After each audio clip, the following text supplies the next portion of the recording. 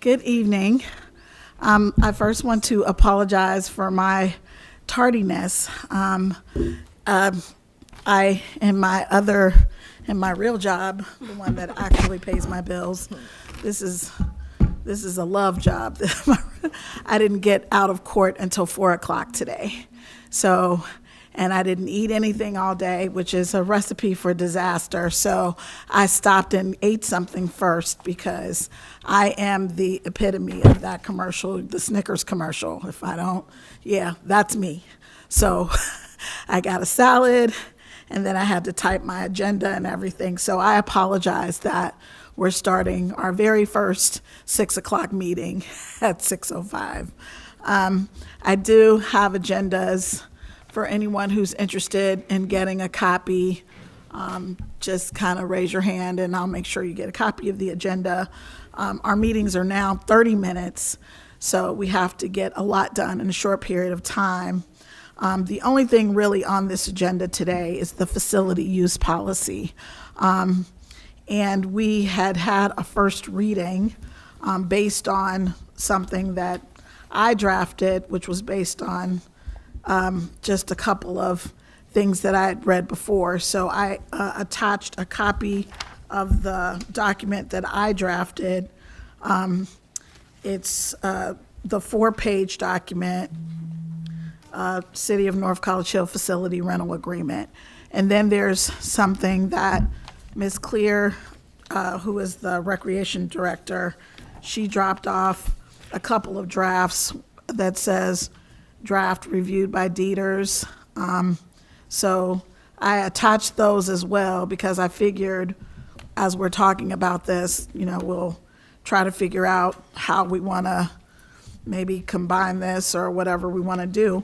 And finally, I attached a report that Ms. Clear emailed to council about the senior center, and I'm going to be honest with you that I haven't had an opportunity to read it very carefully, but I just figured we would, in my never-ending efforts to try to get something accomplished, I just wanted to get all the necessary documents in front of everybody so that we could review them and kind of talk about how we want to move forward with this. The reason I think this ended up in the Rules and Public Policy Committee was because it was, I don't know how it got to us, but I think this committee had initially talked about the facility use policy when we were talking about it for council chambers. Mm-hmm. And so that's how it ended up with this committee, but then it just kind of fell by the wayside for several reasons, and then the building shut down, so no big deal. But then, so now here we are with where we're having meetings here, and there's renewed interest, I guess, in having events in this facility. Of course, what I will say about that is several things. Before, this facility was not owned by the City of North College Hill. It is now owned by the City of North College Hill. So that's kind of something different than was before. I know that they've had previously events in this facility. I've attended them. I don't know how that worked or what the agreement was. I don't know anything about that. I don't know who facilitated those. I don't know anything about that. So, of course, I guess the first thing I'm going to do is ask Ms. Zorb if she knows, because she seems to have been around the longest and seems to know stuff.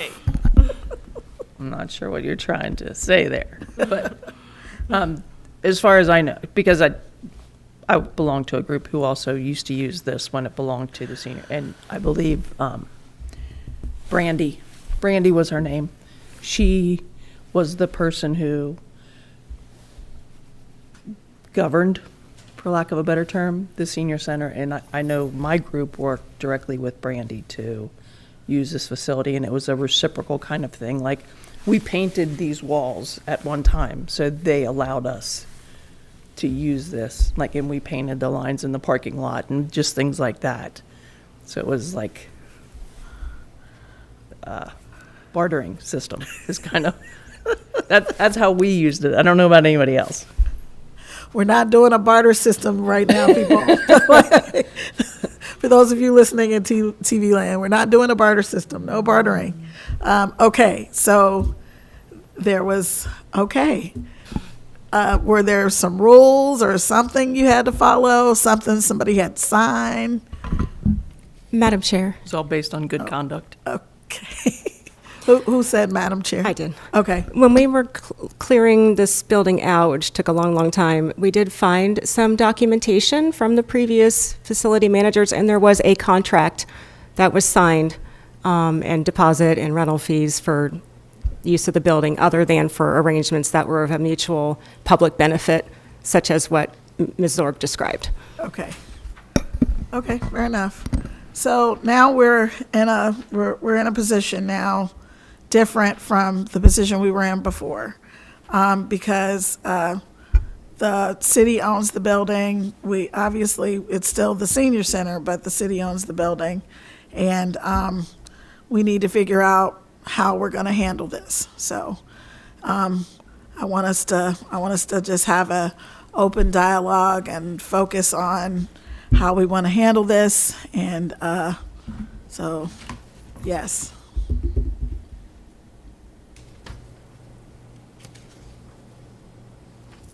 Sorry, I was typing, and I was behind on my typing, so I was concentrating on this. Was there a question in there?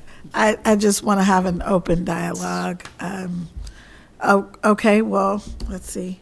We've got a little time. So, Ms. Clear, you wrote a report. I did. Okay, what's can you give us the 5-minute gist Cliff of Notes the version? report? Yes. Well, this all came about because of the meetings that took place. I'm like, and it dawned on me, I'm like, oh, they don't have the most recent version of the agreements. That's where my head went first. So I tried to make sure that you guys had the most recent, because as you mentioned in the beginning of the meeting, the document that you were using as a basis was originally drafted for the 1500 building. And for one room, that holds 25 people. So the other thing I did want to mention is that subsequent to the last council meeting, I had a walkthrough in the building with North Collegeville Police, Interim Chief Cheney and Detective Brown, originally for the purpose of determining where in the building we should put additional security cameras and outside the building, because I wanted their input similar to how we did the first round of cameras, which are currently installed. And they mentioned a few more places, and then there were some other things that they mentioned probably should be addressed in executive session. Considering the fact that this is a senior center, we are intending to allow the outside public to come in here both for public events and non-public rental events. But this also houses City Hall, essentially, right now. So there's additional considerations that need to be taken into account. That's one point. And then the second point is, concerning the resolution and the Exhibit 1 that was discussed in the last council meeting. And the third is the consideration that, for all intents and purposes, this is a brand-new operation for the city. It's a brand-new business-type function. We've not done this before, at least not to this capacity. So I think we need to not do like analysis paralysis, so to speak, but proceed with trying to make sure that we're taking all of those contingencies into account. Is the current staffing in this building, can we handle another whole business operation with our current staffing model? Is our software sufficient? And I believe it is. We do have new software, but I am currently the only person trained on that software. So other people are going to have to be trained so that this whole thing doesn't come crashing to a halt if I'm not here. And the other issue is, there was that's why I wrote this down so I wouldn't have to remember. The renovations are still in progress. Just last week, we were having cabling fished for the new building access control system, which will be a key fob, key code system for the front doors. In about 3 or 4 weeks, those doors are going to be yanked out and replaced altogether. There are still some other major construction things that are still happening in this building that need to be completed, I think, before we can fairly enter into a contract with an outside party to rent this facility for their purpose. And that was what I was mainly trying to get across in my report. Madam Chair, Yes. I'm sorry, did you need to respond first? I just had a couple things based on, No, I like to get the input from everybody so I can kind of listen and Okay.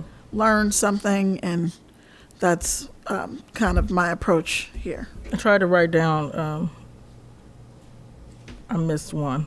So I'll start from the bottom, and I'll ask Ms. Clear, what are the other renovations? I was only aware of the door.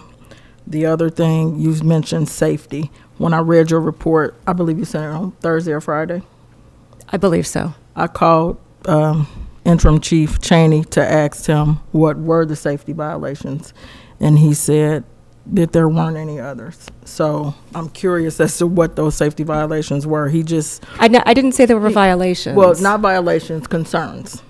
So I asked him, so when I see that, and with everything that's going on, so I called him and asked him, I know you walked through, can you tell me, were there any safety issues? His response to me was no. He said it was just the cameras. The resolution, so I don't know, you did send it to me at another meeting, not the resolution, the information. And I'm not sure where it got mixed up. If you missed, you remember that one meeting you had and I asked her for it and I sent it to you. I'm not sure if you reviewed it and didn't add it or what happened. I didn't Okay. add it. I did scan it in, which is how I printed it out, but I No, it was another meeting that you had maybe 2 months ago. I think it was around February when she first sent it, and we were in a meeting. I don't know if anybody recall, but that's neither here nor there. I do agree with you with the brand new operation. It's something that we've never done, but I do think, this is just my opinion, that the things that are being addressed and concerned, in my opinion, doesn't take 60, I think you said 45 to 60 days. That's just my opinion. Obviously, council has to agree and look at the resolution, but I think some of these things can be handled before that date or that turnaround time. So I guess my curiosity are, what are the other issues that needs to be addressed? And obviously you said it's Okay. conflicting for me. He said no, she Okay, said so yes. let me ask everybody this, just for a moment. Let's just say that what all we're trying to do initially, all we're trying to do is let people have the little graduation party in this room right here. No cooking, no sparklers, no confetti, nothing else. And, they can bring their stuff. Is that possible at this point without them? I mean, they have access to the bathrooms and this room, and that is all. Is that possible? Madam Chair, I think Ms. Clear was next, but I want to make sure I'm after her. Okay. Okay, Ms. Clear. I'm not sure what to respond to first. There were other things. Okay, I don't want to get in the weeds because we tend to do that a lot. Right. So and I did let's- request in my report that the specifics of the security concerns be addressed in executive session because it's a risk. Okay. And I don't all want to right. do that in open meeting. Okay, that's fair. Okay, so okay, the so my second question- issue right, my is, question can we is- do the graduation parties here? I'm just giving you a for example. Oh, right? okay. For example, somebody who graduates from North College Hill wants to have a graduation shindig right in this room, and all they want is, to have the little congratulations cake and punch. They're not trying to cook anything. at least at the graduation parties I've gone to, you barely get some cake and punch. I mean, that's it. They really want you to bring gifts and, just, that's it. People show up, they take pictures with the graduate at the balloon arch, and congratulations, graduate. There's a table full of gifts. You get your little piece of cake in the little party bag, and they send you on your way. Can we do that? Trying to think how to respond. We're all coming at this from our own personal experiences with these types of events. Okay, I've been doing this for 20 years, over I have grown 1,500 children. events. It's not a personal anything. But we're all coming at event planning, I guess event attendance or event planning from our own personal experience. And what I was getting ready to explain was I did this for a living. In a facility for 20 years, I've seen it all. Just because it's a graduation party does not mean it's going to be benign. Okay, I so understand that. that's why we need to be very careful with, and everybody had to sign that agreement when they used this facility before. There wasn't a different agreement if it was a baby shower versus something else that was a higher risk. They all had the same agreement, and that's what I'm drawing off of when I'm making these recommendations. I'm not coming at this from one perspective or another. I've done almost 1,500 events over the course of my career, all different kinds. And so that's why I'm trying to protect the city. Just because it's a graduation party doesn't mean mom and dad are going to leave and the kids are going to bring in a keg. Okay, so that's what I'm talking about. I just want to protect the city from risk with those kinds of situations. So, and again, we can, okay, well, It happens. I've seen it It happen. does. I agree. But the listen, city is at risk. Listen, And that was the whole idea. my life, Yeah. my existence, I get paid because of worst case scenarios. Every day. Yep. Every case where I represent somebody, it was the worst case scenario. So I am I am very So familiar yes, we can with have those worst events case here. scenarios. I would like the city to be obviously, adequately protected if we do. somebody bringing in a keg, we have to say you can't bring in a keg. I mean, You or say they're you can't bring it, but then we have Madam- to have some teeth in the agreement that says if you bring in the keg, here's the consequence. Madam Chair. not, yes, okay. So I think it's a business approach. It is a business approach. It just depends on which direction we want to go. There are plenty of businesses that open the doors to certain portions of their business, and they provide less than what they fully want to provide in long term, and they do it in phases. Right. Okay. I personally see the need right away because we have so many little things, and honestly, we're already functioning. We've already had events that are not charged, that are without money. We had the senior events that are here. I mean, it's With up and respect, those are functioning. public hosted events hosted by the public facility, Hamilton County or the city managed public benefit events. Those are not private events. We have not rented the facility for private events yet. No, I did not imply that we have rented for private events, but we have had events safely. So to address the safety concerns, the basic needs of the building are functioning and up and running enough to be able to host an event. So do we want to kind of earn some money during the time that we're finishing some of those less serious renovations? My perspective on that is yes. I don't see any reason why we shouldn't. Miss Underwood. Ms. Orb? So everyone's chimed in. I'll take my turn. And her husband had his hand up, but Who, I'm sorry. Who did? Okay. I'll come to you next. Wait, Ms. Orb, and then, He can go. His hand was Oh. up before me. okay. Can you come to the microphone, though? Okay, thank you.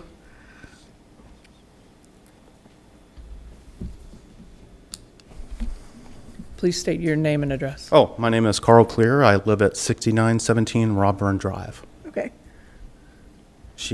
You said you wanted her to go first, No, right? we want you to go Oh, you want me to first. go first? Okay, Yes. so I do have a question. So I'm trying to understand the handouts here. So the first one is her report.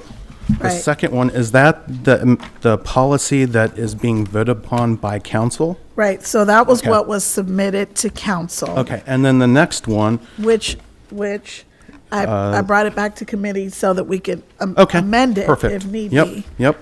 And then the next one is another agreement. I don't know, is that, These were drafts, apparently, which were,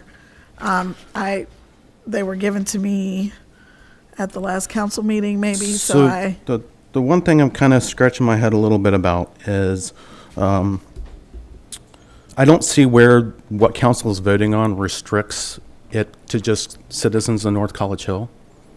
So anybody in the United States of America could rent this facility for $250. And if they don't damage anything, they get their $250 back. As far as I know, taxpayer money is spent to maintain this facility. So I would think that as a taxpayer, we've invested in this building. Why would we let anybody in the world come in and use it without trying to recoup some of our investment? Because there's going to be wear and tear that just happens as the normal cost of doing business. I So my think question is I'm sorry, go ahead. I didn't, my question is why would, I could understand if you wanted to have a citizen have a discount to rent the facility, but I still think somehow the city should be making something off the facility. we did talk about that. Right, I'm just saying, I'm just going off of what's been codified, right? Because yeah, it's if not- you it's not have, if you codified signed, yet. if you, well, I'm just saying, if you sign a contract, you're bound by what's in the contract. If there's Right. nothing in the contract that restricts you, then you can have at it, right? I mean, that's the way contracts work. Right. So I'm a little concerned with that. So we have in the one that we submitted for the first reading, there's a reservation fee, and then there's a deposit to rent the facility.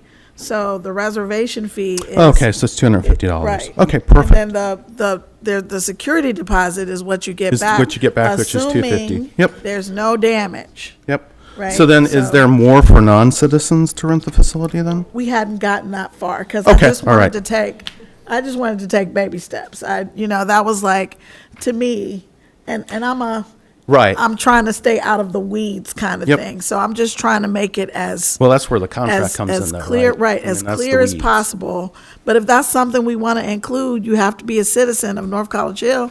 I'm happy, Oh, I mean, I have no problem renting it to anybody, but let's make some money off of it and recoup the cost for the taxpayer. Okay. Agreed. I mean, I'm just being honest here. Agreed. That's what every other facility does. Okay. I mean, you're not going to go anywhere else and rent it for practically nothing. My wife is probably very unhappy with me at the moment, but I'm being absolutely honest. I'm not going to talk about anything other than what I really think. But to me, it's like, why would we do that? That doesn't make No, sense. I to me. definitely agree. Yeah, I so- definitely- okay. I think that's the goal. We haven't quite gotten there, but I think that's the goal. And then the other question I have is if you do a public reading, is a document allowed to change based on that public reading? Yes, we So can. it we is, can okay, amend so it can be yes. a living document then? Yes. Okay, perfect. All right, good. So I think those were really the two biggest questions I had, was just, let's make sure the taxpayers are getting a little something out of it, right? Yeah, so- Because that's really, I mean, we're investing in the building, and if somebody's going to use it, it puts a little bit more teeth to it too, so. And if we make something, if there's a profit, you can actually enhance the offerings of the facility and potentially charge more and or make it much nicer for the citizens, right? Sure. I Yep. mean, that's, Thank I'm you. good. You're fine. Okay, Ms. Zorb. Hi. So, again, I'm the odd man out. I don't see a need to rush into this. We are getting feedback from a city employee who says that they don't know if they have staffing for it. They don't know if the facility is ready to do this. I don't understand what the rush is. And so maybe I'm missing what the rush is. Just because it's graduation season, it's been graduation season many other years ago, Right. right? So what is the rush this time? I don't get it. I would rather have the document ready and not be changing it every other week, because some other calamity happened, and now we have to revise our document to compensate for a new calamity.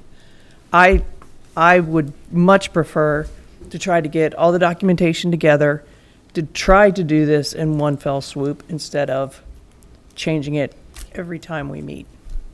That's my opinion. Okay. Madam Chair. Ms. Curitan.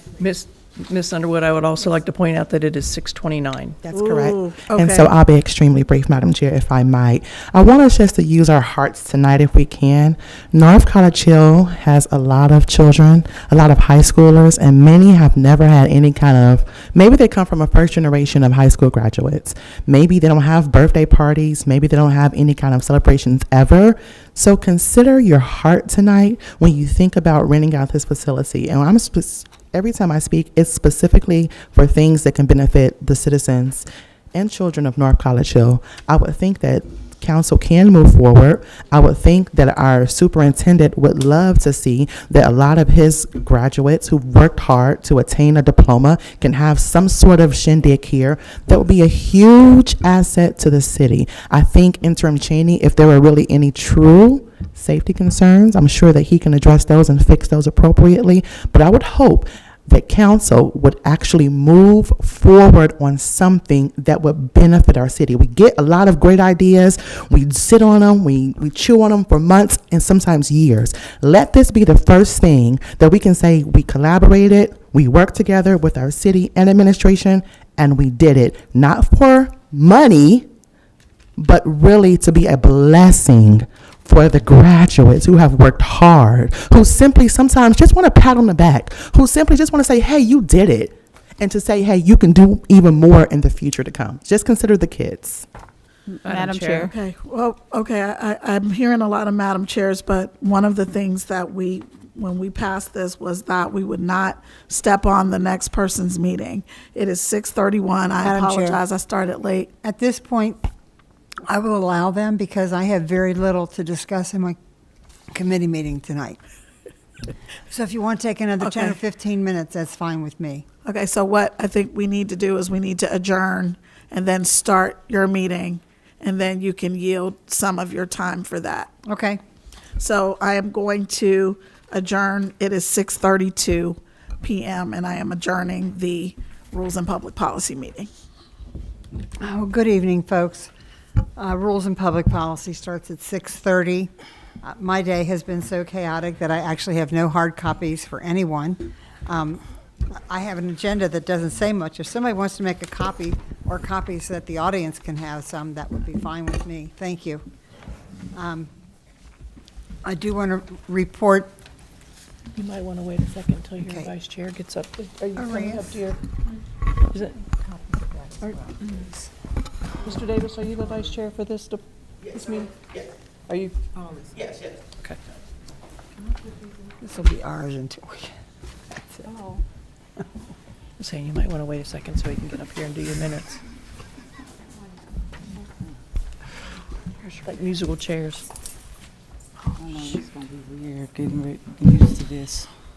I was trying to get here at 7, but I didn't. I forgot about what I Started started. 30 minutes early. Oh, So so big. prior to our recent rule change, our committee meeting started at 6:30. We now changed the rules, so our committee meetings now start at 6. So we're all adjusting. So Wait a minute. You gave me 2 minutes. just, if we could have just a little bit of grace. I'm sorry, Miss Underwood.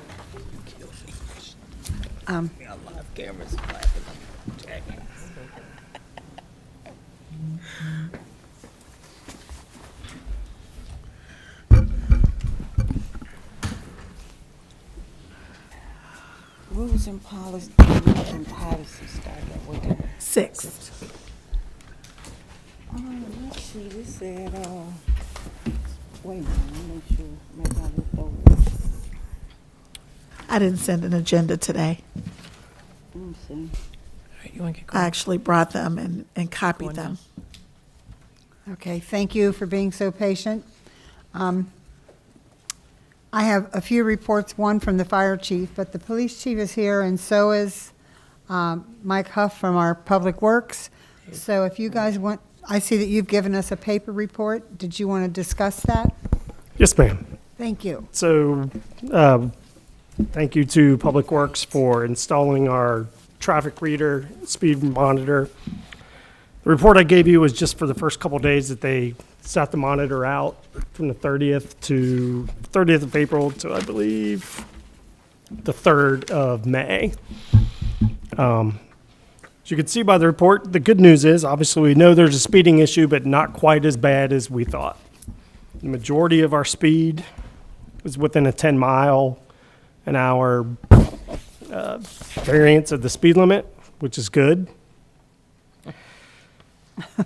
I was expecting, obviously, the numbers to be a lot higher. Absolutely.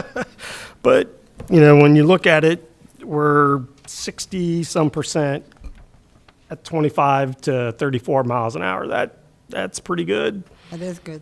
It's actually within 10 miles an hour, we're at 71% almost every day, with some of it being a little higher, 72, 73. So we're not as bad. We did do enforcement. So our game plan is after Mr. Huffman removes the speed device from that area, then we're going to concentrate on that area heavily. So when they removed it last week, we concentrated enforcement in the Sundale, Hamilton Avenue area. We wrote 44 speeding tickets in that area last week. So How many? I'm sorry. 44. Nice. Well, All things considered. that's a two-edged sword. Sorry. Yeah, so 44 in that area, 78 total. So they did a good job of concentrating in that area. So that's kind of what we're going to do. After we move it, wherever we had it set up before, we're going to focus our enforcement there because it gives us the time and date so we really know when to be out there. But as you can see by the report, there's no real time that is higher than others. Almost most of the times are like a 30 percentile. So I think it was a good experiment the first time around. I think our guys did a good job. We have it at southbound, right, Dave? Yes. It's southbound at Hamilton and Bising. We put that up last Thursday. Yes. So we'll probably take it down Friday. And then I haven't decided yet. I'll get with Mr. Huffman. I don't know if I want to put it on Galbraith Road this time around. I'm thinking about putting it on one of our side residential streets to kind of get an idea where it's there. So maybe Betts or Savannah, just to kind of get an idea what we're at in some of our other areas. So, and then obviously we'll focus our enforcement on that area afterwards. So, Great. Thank you. yep. Thank you. Mr. Huffman, did you have anything that you wanted to? Can I, Oh, I'm sorry. Madam Chair? Are there any questions? Madam Chair? Yes, I have one. So, I'm sorry. I got carried away. Mine wasn't a question, actually. I'm a member of your committee, and I mean, while I don't really have to have my name on your agenda, I just wanted to I'm make sure sorry. you knew I that. wasn't aware of that. Thank you.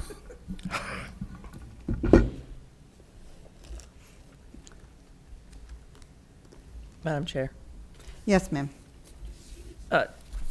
Chief Cheney, I'm curious, and I'm going to kind of ask a question that I'm hoping that I'll get the answer that I want. So just because you removed this from, and I do have very personal reasons why I'm asking this, just because you removed this from the Hamilton and Beach Knoll area and you already wrote 44 tickets, please tell me that you're not going to stop patrolling that No, area. obviously we will patrol every day, but as we move it, we're going to focus for about a week on that general area. So that way the residents see that and know that we are out there trying to help them. So that's why I'm saying besides moving it onto Galbraith next, which we all know is going to be a high area, I want to get some data from some of our neighborhood streets.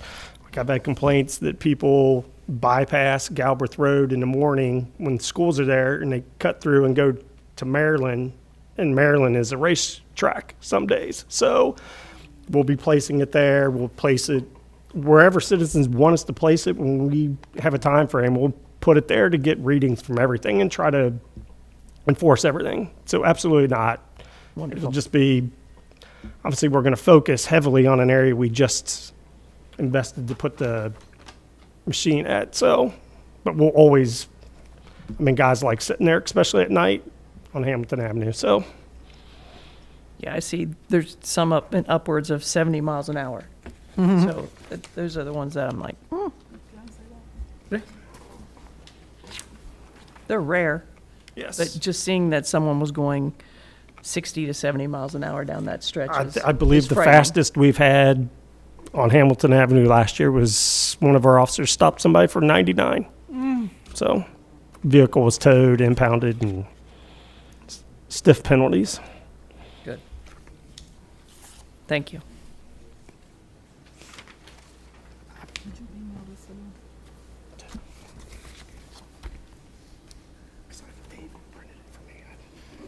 Any other questions from council?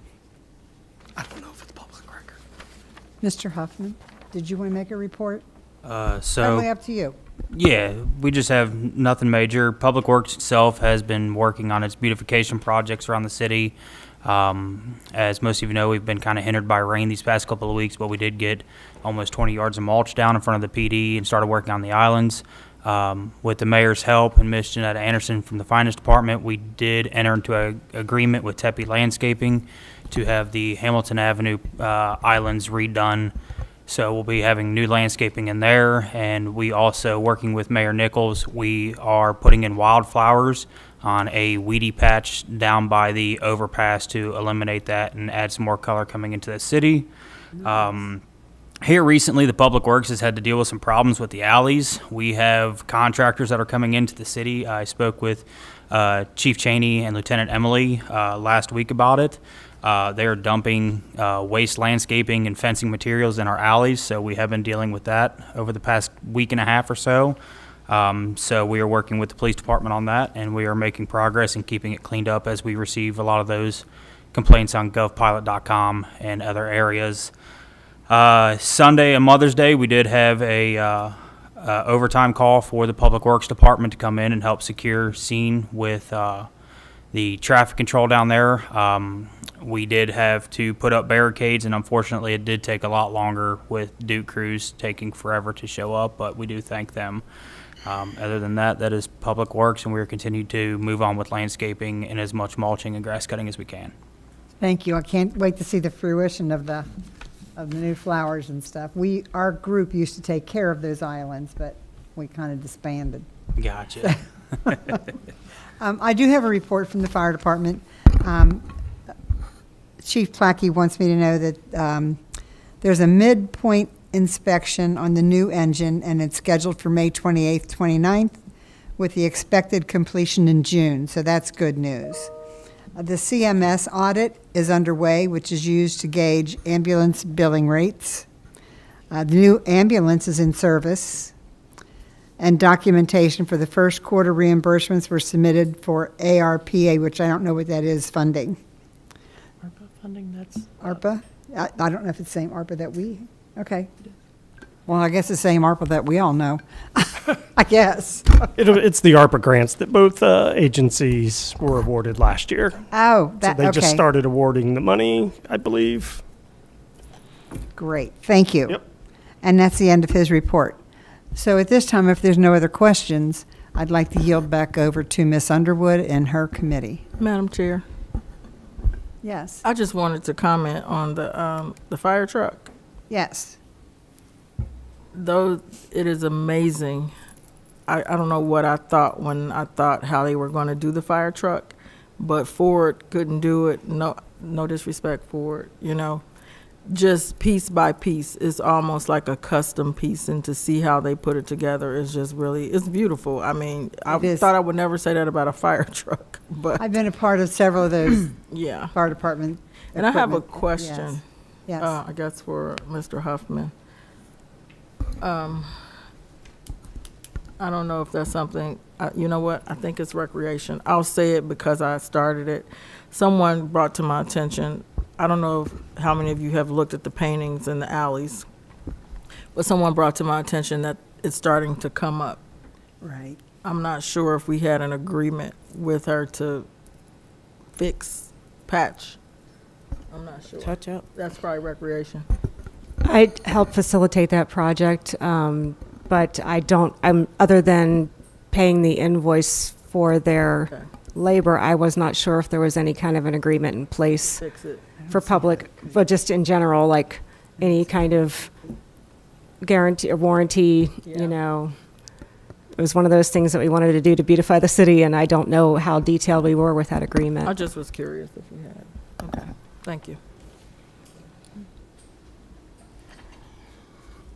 Are there any concerns or questions from council? If you are all on board with it, I yield over to Ms. Underwood to finish her, some of the questions that we're wanting to be asked of her. Thank you very much, Madam Chair. What I will say is that I understand that this is new for us as a city. The entire rent out the building kind of thing. I do respect that. I guess there are a lot of things that we haven't quite figured out. I know that before it was owned by a different entity. It's now owned by the city of North College Hill. So because it's a facility, it's council and not administration. So I'm now asking my fellow council members, how does that work? Like, who does the kind of contract stuff and signs and, you know what I mean? If something is in the purview of council, like if it's something that we're responsible for, how do we handle that? Madam Chair. Did I hear two Madam Chairs or just one? Okay, all right. My question is about the cameras. What do we do about the cameras? He can chime in. I don't know your name, sir. Okay. They have to be removed. I know the answer to that. They have to be removed before each event. And my understanding is that that's approximately $75 an hour. Now, I don't know how long it takes to remove the camera equipment and put it back, but that's not something that the city should have to pay Absorb. for. When you're finished, I would like to make a short remark on that. Can they be scooted like to the side, or they have to actually be taken out of the building? They have to be removed. Okay. Ms. Zorb, you said, Madam Chair. I did, and I keep typing and I forgot what I was going to say. Oh, wait a minute. You asked something about whose response. So as far as the legislation, obviously that will fall on council, but the contract part, council, usually in that legislation, council gives the authority to have contracts with the city administrator. We authorize the city administrator to go into contracts. We don't have a city administrator. I understand that. So that defaults You just to asked mayor. how. I'm telling you how. Madam Chair, but isn't that for particular dollar amounts? On every contract, council does not give the approval to go into a contract. It's only, But we also don't approve contracts. you don't. No, So maybe I misunderstood your answer. I'm just saying it's not us. Okay, I'm saying not it. okay, for some reason I heard you say council approves the contract. No, Maybe I no. misheard She you. said, I do apologize. she actually said, we don't We approve don't. the Okay. contracts. My question is, if we're responsible for facilities, or like, how does this work? Like, what, because I'm just, again, I don't want this to be more complicated than it needs to be, but I also want to do things the way we're supposed to do them. I think it's very complicated right now. opinion. The charter talks about council's responsibility for buildings, Right? right? That's So right. council responsibility for the building, you approved us taking on the building. So there are some aspects of taking on the building. I can't remember verbatim, for some reason my computer's not letting me in, so if anybody can pull up their charter to read that part about the buildings. So it turned into legislative when Mrs. Clear gave you the documentation to approve. No, actually, it turned legislative because Ms. Underwood, Mrs. Dickey, since we're talking about Mrs. Erica, decided that I wanted to try to get it done. I wanted to get us But it talking still was about it. presented. So It was I- presented to you. If it hadn't been presented and we I just took. nobody presented me with anything. I drafted the legislation and I took what I already had, moved things around, and I put it on the agenda. That's No, how I'm it- talking about when Mrs. Clear took it to Mr. Dieters and said that she wanted council to work on. I don't know if it's something that you guys talked about prior to in a meeting or something, but when That she was- said she wanted, That was before we owned the Contract. building. right. As a point of clarification, we did have some conversations internally when Mr. Bosby was still city administrator and with the mayor. This is around October-ish timeframe before this was even on our radar screen. And we discussed whether or not it was going to be an administrative policy, because there's lots of administrative policies that govern day to day. And the decision was, since council chambers is the purview of council, then that policy, whatever it is we decided to do in that room, had to go through council for approval. And then we decided we're not going to do social events. We decided we weren't going to allow food and drink in the room.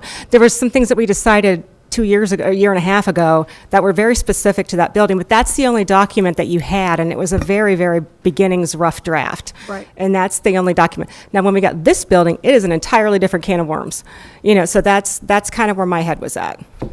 Okay, so I took the document that we had, and I looked at the one in Springdale, I looked at the one in Mount Healthy, and I think I looked at the one in Colerain Township, and I kind of took some things and pieces and parts of those and put it in the one that I submitted to council. Right, and I did the same but I with our didn't- insurance carrier. right. I asked them to give me examples from other cities that had good policies, and that's what made it into the draft that I gave you a couple So- weeks ago. Yeah, so that's kind of where I came up with it, and I'm not trying to rush anything or anything, but I also am mindful that as a council, we tend to beat everything like a dead horse, like we beat it to death. So I was trying to not do that. I wasn't trying to rush. I was just trying to not, so again, I'm asking for input from my colleagues,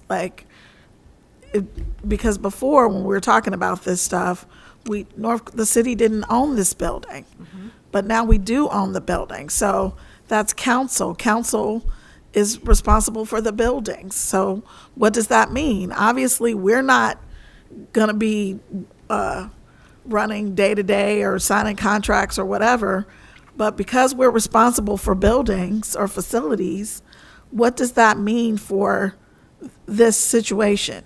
That's my question. Madam Chair, Yes. I don't have any opposition to having adequate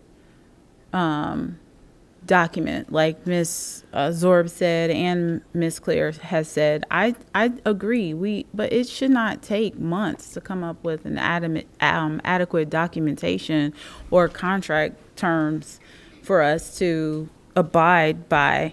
I think for me, the kind of maybe split hairs is, do we go ahead and rent out the facility before some of the more, in my mind, other repairs are completed? Those don't seem as threatening, per the report of the police chief, to not open the building. I think that whoever rents it out will also have to absorb the cost of removing the cameras. We need to protect the equipment that is here for other purposes at all costs. But I don't feel like that impedes the ability to rent. I don't think that that's a rush. It's just progress. Okay, so my question for you is, again, this is just a basic question. If this is council's, if it's council responsible for a building, like we were responsible for the council chambers, so we were the ones saying, this is a go, this is a no, how does this work? Because this is this is a building, council's responsible, but how does this work? I got a lot of hands. but- Madam Chair, I had asked for the floor a couple minutes ago, but I think you were still responding to someone else's question. Okay, I'll be brief. I yield to Ms. Clear. okay, Ms. I'll be Clear. brief. I did want to point out two things. First of all, Ms. Zor mentioned this briefly earlier in your meeting. There are staffing considerations to be taken into account. Right now, we do not have adequate capacity to also now add on the layer of sitting down with somebody for a half an hour, whatever it takes, to go through all the requirements, sign the agreement, times however many people want to rent the building. Okay, that's one thing. Okay, The second well, thing is, let me. we don't, and I wanna also address to that. sit, Who is that person? there isn't anyone assigned to that right now. That's my point. There is no person on staff whose job it is to manage this facility once we get it open to rent. Okay, so everybody's missing my question. My question is, if we're responsible for the building, do we have to figure out who that person is, or do we say, No. I think you would I believe authorize, that's micromanaging, and okay, we've gotten our hands slapped Okay. a million times for that. okay. That's well, my I mean, opinion. Okay, I don't want to micromanage, but I also don't want to just say, here you go. I mean, I just want to know that we're doing the right thing, because if we just say, here you go, then that could be, here you go, and then it takes 6 months to Well- get done. I know Ms. Clear still has another point to make, but to your point, we have said, here you go to administration previously, and that building's still standing, and we said, here you go, let's tear it down, and it's still standing, and it's 3 years later. So that stuff does happen. Council says, here you go, and administration doesn't do anything with it. So it happens. if I may make a point too about the senior center coordinator, right? We didn't have anyone who'd be a senior center coordinator. There was a process that we went through, and we were able to approve the position, get the funding budgeted, and get someone hired. And I think that's the same process we should go through or even increasing hours for existing staff, or however that looks. I don't know, but we've done this process before when we added in senior services not too long ago. So I think we just do that same process. That's just my 2 cents. Now, regarding the cameras, you mentioned that there's a fee. We are also actively working on scheduling programming in this building. So senior programming, youth programming, recreational programming, it's going to be in this room.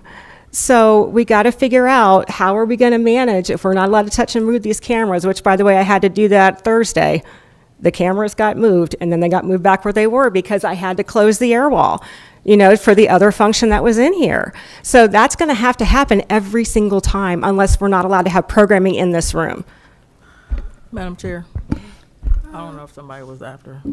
Yeah, yes, Madam Mayor. I do recall that when Miss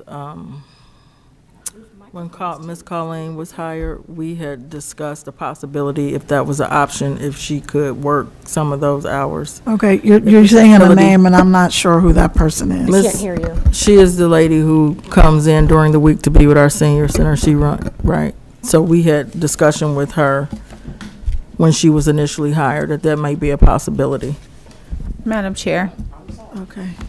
I do agree that it would be micromanaging for council to try to make those assignments. That's more administrative responsibility, but loosely I'll say, just make the suggestion without knowing his workload or what's on his job description, that Ben, our city administrator, could possibly take on those tasks. He can do that if you're willing to have someone not be able to answer the door or the phone while he's working with a client on a reservation.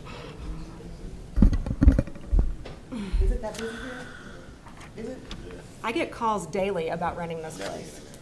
Daily. Okay, well, it is 6:59, and this is really it's becoming more complicated than I really wanted it to be. Right, but that's the operations side of it that we have to have in place. We can't just flip a switch and say we're going to be able to rent the place.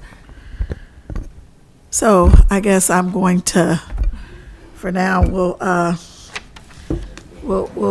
table this for now.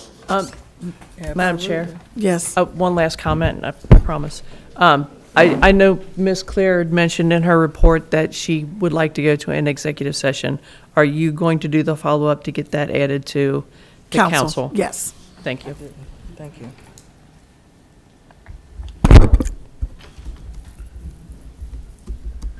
Thank you very much, Ms. Dewald. You're welcome. And with that, I guess I yield back to Ms. Dewald. Thank you. We are going to close Public Safety Committee meeting. I did not ask for old business or new business, but we can catch up with that the next time.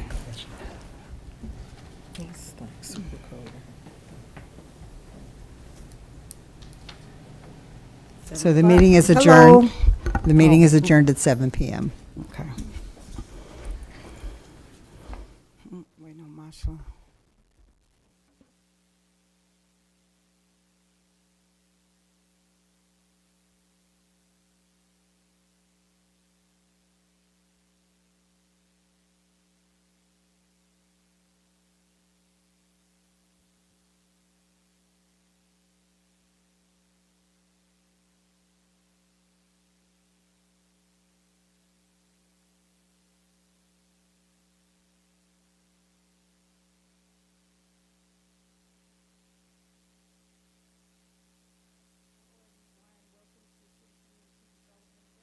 And happy 513.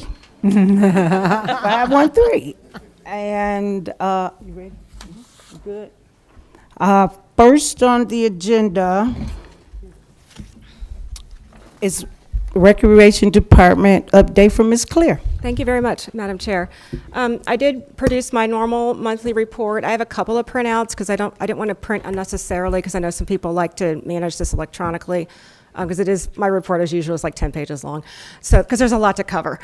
So, if anyone would like a printed copy of the full report, I have it here, or I've also emailed a copy of the full report to the chairperson of this committee. But there were 2 points that I really our time is limited. Try not to talk 1,000 words a minute here. But there were 2 points that definitely need to be addressed, I believe, in this committee first before it would go to council, but I'm not 100% sure of how all that would go. First of all, there is a piece of legislation, resolution that I have drafted and Mr. Dieters has reviewed and put into our template concerning an application for a NatureWorks grant through the State of Ohio Department of Natural Resources for the purpose of renovation of Veterans Park and to execute contracts as required and declare an emergency. I do have paper copies, but this has not yet gone out of committee, so I'm just going to hang on to those for now. But the reason for that is NatureWorks grant is time constrained. I have to apply in June, or if we want to get that. It means upwards of, I don't think this project will come in at that, but $150,000 in funding. Veterans Park currently right now is not accessible for individuals who have disabilities that affect their mobility. This would include specifically the construction of a concrete ramp of the appropriate grade that could be used for wheelchairs, and also an inclusive play area right there at the bottom where the ramp would come out, caregiver seating, and paved walkway to the area where the picnic areas are now. I have already acquired through a previous grant new picnic tables from recycled materials, and that was from the Recycling Incentive Grant.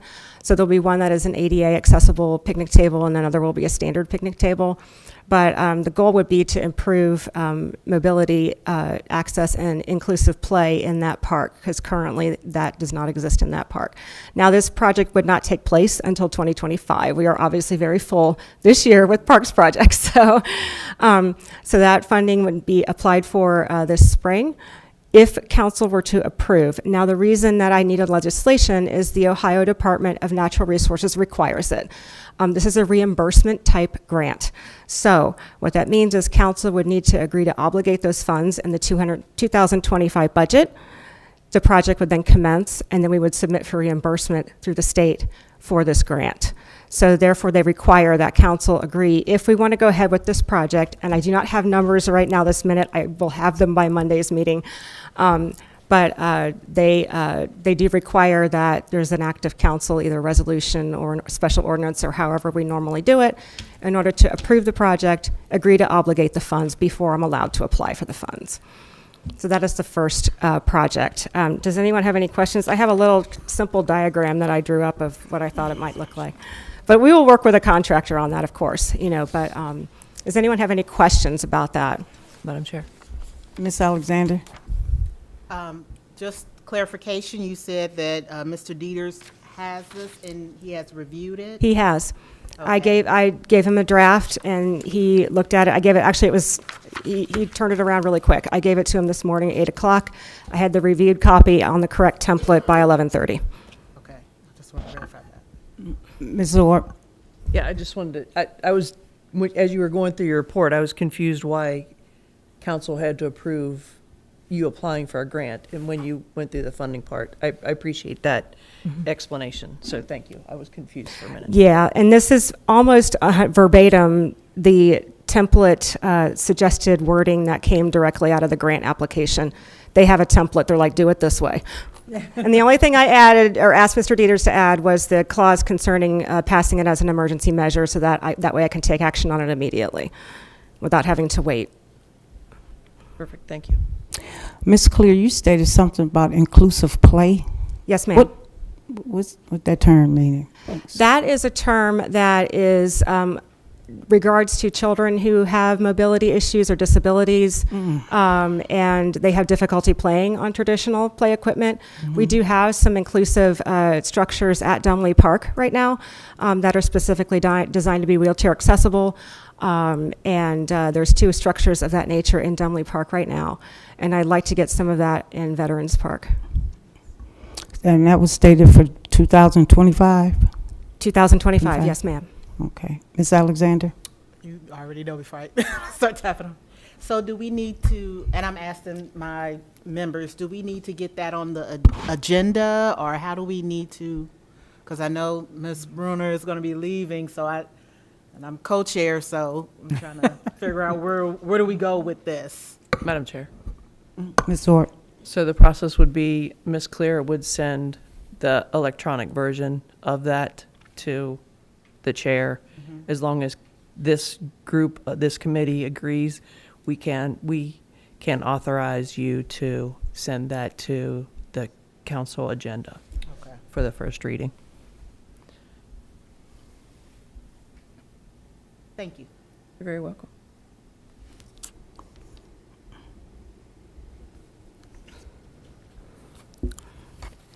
I'll wait till everyone's finished writing before I move on to the second.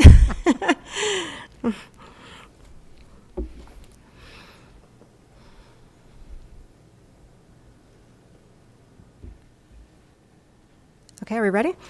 So the second issue, question, concern that I wanted to bring to this committee, we had a very informative guest speaker in our last committee meeting explain to us the procedure for applying, not applying for, but obtaining equipment, supplies, materials for projects through the state bidding process, rather than going through a traditional full packet bid. There is a way to do that. However, and he has also provided us with an updated estimate, I suppose. I shouldn't use the word proposal, but an estimate. If we were to have pursued that option for just his aspect of the splash pad project, which would just be the fixtures and the plumbing, that's it. You know, he was actually able to shave off probably about $40,000 off the cost of the equipment itself. Now, that does not include the labor or the concrete pad or any of the peripheral landscaping or anything like that. That was all always going to be separate. So what we had talked about potentially doing was to split the project up and get RFPs, go to state bidding for those individual components. However, in the interim, since the last meeting, our representatives from JMA, we met, and also separately, for a whole separate reason, I was meeting with the community development block grant people, and they had informed me, which neither Ms. Vatter with JMA nor I were aware of, that Mr. Mosby had applied for community development block grant funding for this specific phase of the project. We are obligated to use the HUD bidding project, which were not aware of, and we did not do. So we will be precluded from pursuing the state bidding option as long as those funds are pegged to this project. Now, we can unpeg these funds from this project, but it would require a public hearing to go through, here's the alternative use for these funds. My personal opinion, and I do not have dollars to back this up, this is, it is a, I'm sorry, I do have, this was I want to say this was $55,000 that we received, or we were awarded. Like I mentioned before, we were already able to, at least on paper, have realized $40,000 in savings just from this one component. So I think that if we disassociate this funding from this project, the city could potentially save more money on the project, and then we would have funding available for another city need, such as improvement in the business district, which was on the list. There was a list of stuff that we had gone through before as a community and said, okay, here are some things that we would like to apply for this funding for. So we only need to have one public hearing, not two. And we would need to, if council is amenable, I'm not sure how this normally works. Does this committee, do we need to pass a resolution? Whatever you all decide, my recommendation is, from a dollars and cents perspective, we will save more money, I believe, personally, if we disassociate ourselves from this grant for this specific project. Also, we can get it done a lot faster, because if we have to go through the HUD process, we are back to square one with bidding this out. And it will be another year before this project is done. I'm going to be very honest with you. So there's the money aspect and there's the time aspect, because nothing that has anything to do with HUD happens quickly. So we would be obligated to, like I said, to follow this, the HUD Community Development Block Grant bidding process as long as these dollars are tied to this project. But there is a way to disassociate these dollars from this project. We just have to do it in accordance with their procedures, which they just mailed to me this morning at 10 o'clock. Madam Chair. So, So, Ms. Claire, I want to make sure I understand. You threw a bunch of numbers out, so I want to make sure I understood which numbers go into which bucket. So what I think I heard was if we go through the state bidding process, we can save 40 grand, 40, yeah. potentially, 40 grand. yes, yes. Ballpark numbers. At that, for just that one piece, that's just the fixtures. We can do the same Fixtures and process plumbing. for everything else. Fixtures and plumbing. And I think I heard you say the CDBG funds we were awarded 55,000, Correct. but we don't know what it's going to cost us. Like, I didn't hear that number, did I? What is the it? What's going to cost us? How much money the city's putting into any of this? Like, I heard we're saving 40,000, but how much are we spending?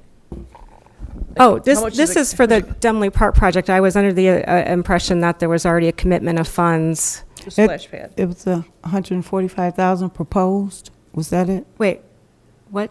We're talking about the splash pad, right? Yes. Okay. How much are we anticipating spending on the splash pad? I believe council has committed $250,000 or something to that effect for this project. I have 145, but 145. Well, That wouldn't even that's a cover big the difference. plumbing. Yeah. No, Okay. it was like 250, 275, somewhere in there, that neighborhood. So out of that 250, you're saying if we go with the state bids, we can save 40, bless you. We can save 40. So it's going to cost us roughly 210. Rough numbers? what council has committed and what this project actually costs is, like I said, I need to get you guys the numbers. Okay. But his point is that at least just for his one component alone, we can save money. Plus, we can go out to our own RFPs or RFQs for the other pieces of it, potentially also saving more money. I do not know what those dollars look like. Okay, so let's go back to the CDBG funds. Mhm. So, you said those what was the term you used? We can But technically, I believe it's called reprogramming. reprogram them. So we could potentially still be in line to get that 55K. We just have to go through some technical footsteps to We get have there, that funding and regardless. It's just which project do we want to peg it to? that's where I was going. Thank you.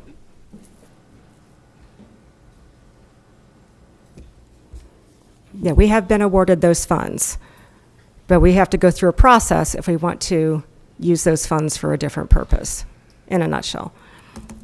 Thank you.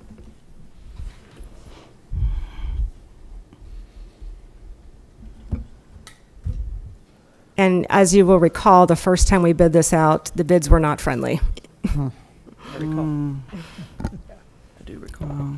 which is why we were exploring alternative solutions to try to get this done.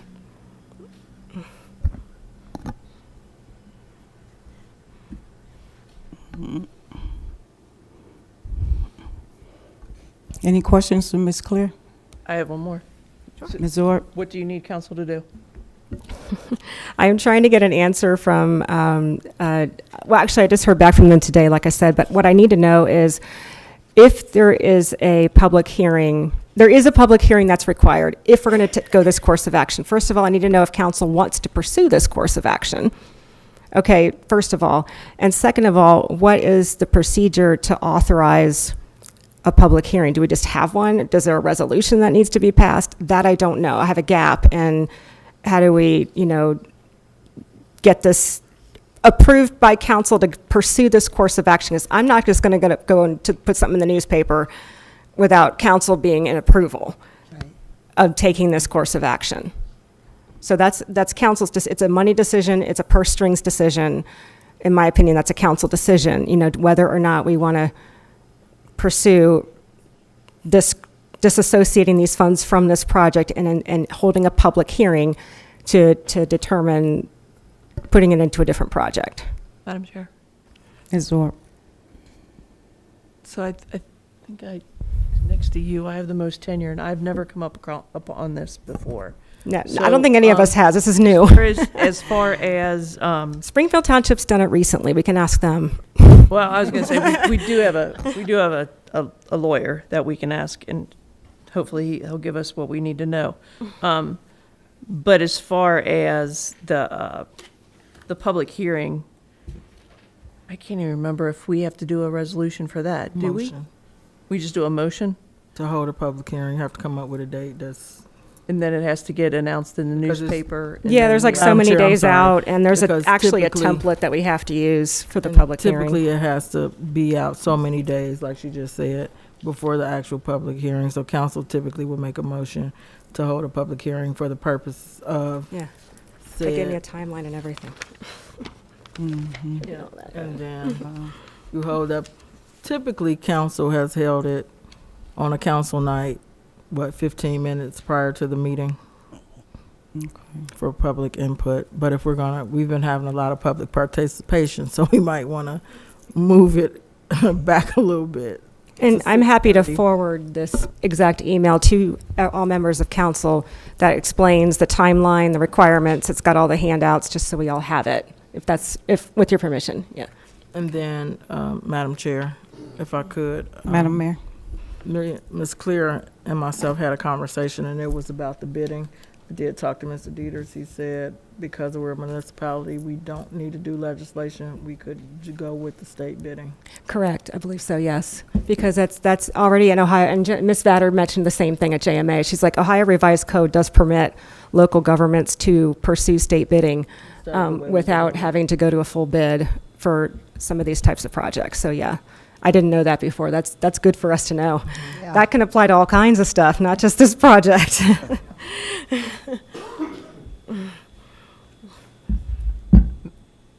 Ms. Chair, Madam Chair, Ms. Zorp.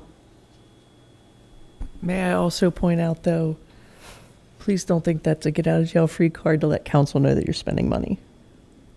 What do you That- mean? Well, we just have had that in the past where someone went out and bought a street sweeper and then told us that it was bought on state bid and didn't tell us about it. We still want to know. Oh, goodness, no. That's why I'm like, you I- guys have to, that- I want it in writing from you guys Yeah. before I do anything. I'm just saying, please let council know. I will forward you this email, and you guys can take it from there. But as of right now, status quo, 55K pegged to Dumley Park until council decides whether or not we want to take a different course. Madam Chair. Mr. Davis? Okay, so from that 55 chair that came from the community development block grant. Now, if we're disassociating from that, would that be added back to community development and recreation funding, or would we have to attach that to anything else? Would that be committed to something else? How? It would have to be committed to something else, and that is the purpose of the public hearing. Okay. They do require public input. Okay. But it wouldn't just be floating around. It's either attached to this project or it's attached to another eligible project. Mm-hmm. And there's an eligibility factor there as well. Madam Chair.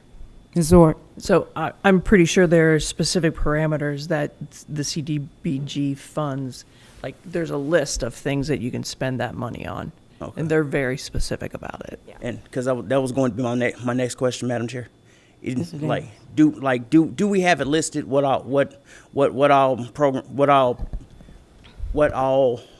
do we have going in the pipeline that's currently eligible for, that's been eligible, or that previous administration requested CDBG money for?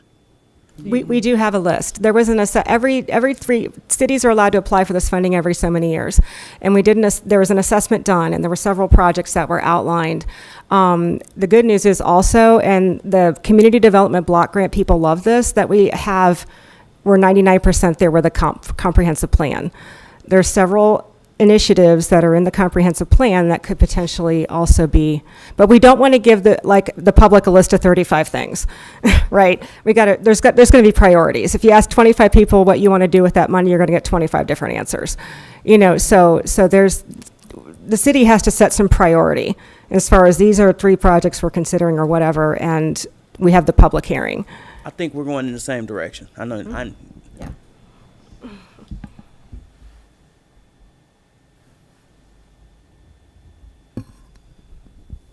Any more questions from Ms. Clear? Madam Chair, I'm sorry. Ms. Zorp? I still have another one. Ms. Clear, do you have that list? Could you forward that list also to council? Absolutely. Thank you. Mhm.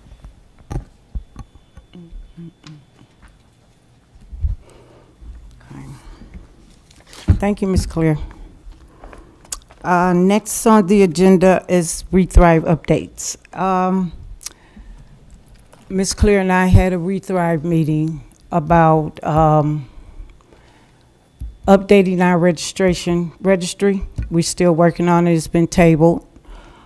And we want to invite some community to come and join ReThrive, the police department, the fire department.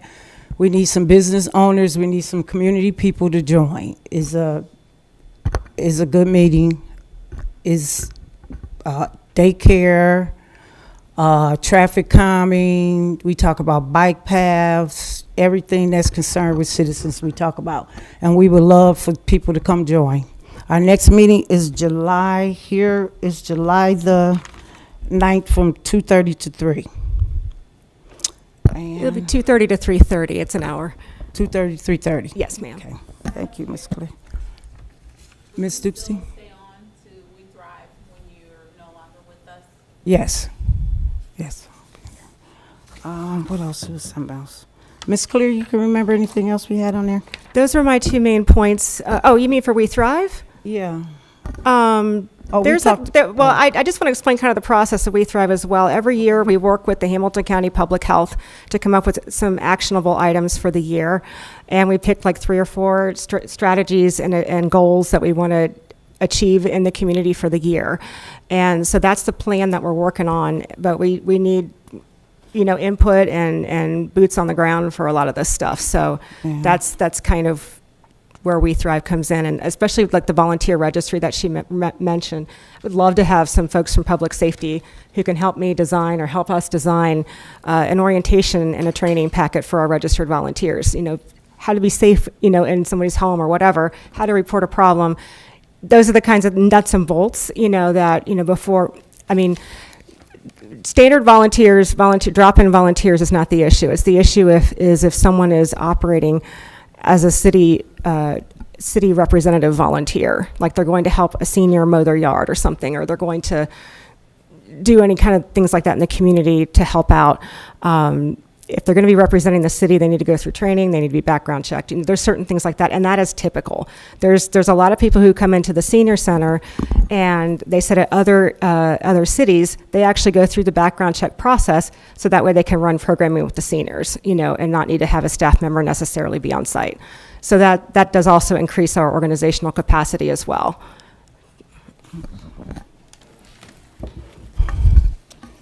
Any questions about We Thrive?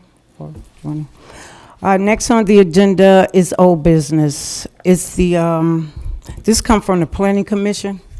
This is the minimum size of residents in North College Hill, 1,500 square feet in total, livable square footage legislation. We talked about this at the last City Community Development and Recreation meeting.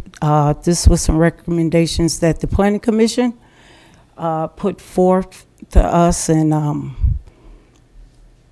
I want to pass it to legislation, to the council, to get this going, instead of it just going on and on and on. I do not have a problem with that. Anybody have a Nor problem do with I. that? You want to, Mr. Davis? Okay, but I had something to say that, let me see. It says, we recommend that the minimum size of a residence in North College Hill is 1,500 square feet in total, livable square footage. However, we also recommend that any legislation include that any applicant wishing to build a structure of less square footage can appeal this provision by making application to the North College Hill Board of Zoning Appeals. Which meaning we not trying to discriminate. You might be on a piece of property, there might be a small piece of property, so you have to go before the zoning commission because it's different variations. So just take it in front of the board and commission for an appeal. So, okay. Any questions on that? Ms. Brenner, do you have Ms. the Orr. actual legislation for that, or just the recommendation from the Just the Planning Commission? recommendations. So you'll be sending that to Dieters then? Just to Is that Dieters, how? yes. Okay, Yeah. thank you. Any questions? Okay. Well, any new business? Madam Chair, Ms. sorry. Orr? I feel like I am monopolizing this whole meeting, sorry. I just wanted to make an announcement that the tree board, the tree commission is meeting this Wednesday in this building. That's May 15th at 6 p.m. Thank you, Ms. Orr. You're welcome. Any more new business? Madam Chair, Mr. Davis? and Miss Clear, while I've got you here, this is going to be the last committee meeting before the Juneteenth celebration. No. We're going to have a, but I'm saying if somebody There will wants be a to, June 10th committee meeting. The Juneteenth celebration is on the 22nd. If somebody's interested in getting involved in participating, like I'm asking, like how if they want to get in contact with y'all, how do we go about it? Funny you should mention that. We just had a Juneteenth planning meeting earlier this afternoon, and I'm going to be writing up an announcement, and we actually had to work through some details. But yeah, we just had that meeting just this afternoon. That's why I've got my folder here. That's what I'm asking about. All right. Absolutely. Okay. So how will citizens in the community be made aware, and how do we know who's actually on the planning committee? The planning committee right now consists of myself, and there's a representative from the North College Hill Schools, and also one of our major sponsors, the major sponsor for the event, which is Chase Bank, currently are on the planning committee. This is our third year doing it, so there's really not a whole lot of, surprises. But as far as there will be an opportunity for like outreach. So if you have a nonprofit organization or an agency or a service that you offer to the community, we're going to have tables available.